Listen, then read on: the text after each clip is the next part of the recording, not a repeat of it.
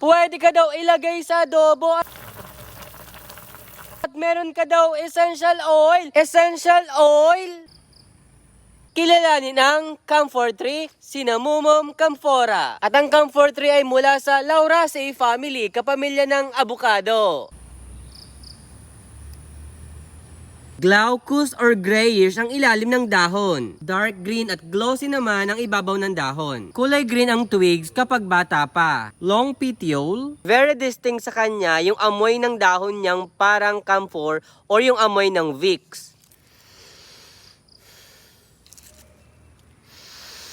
Mabango ang kanyang dahon. Sana all mabango. Paano naman napuproduce ang essential oil? Kay bango na ng hangin dahil sa oil glands nasa ilalim. Ang ilalim ng dahon ng camphor tree, meron kayong makikitang oil glands. Ay ang tinuturo ng araw dyan banda. Yung oil glands or secretory cavities ay nag-store at nagpo-produce ng essential oil. At yung oil glands na yon na makikita natin sa dahon ng camphor can be used to extract camphor oil. Ano naman ngayon kung may essential oil? Essential oil has antifungal activity, insecticidal, and anti-repellent properties. At syempre, ginagamit ang essential oil sa perfumery at aromatherapy. Bakit nagpurproduce ng essential oil lang halaman? Tao naman pala makinabang. Ginagamit kasi nila yon bilang defense mechanism against herbivores and pathogens. Ang tayo ilagay natin sa adobo.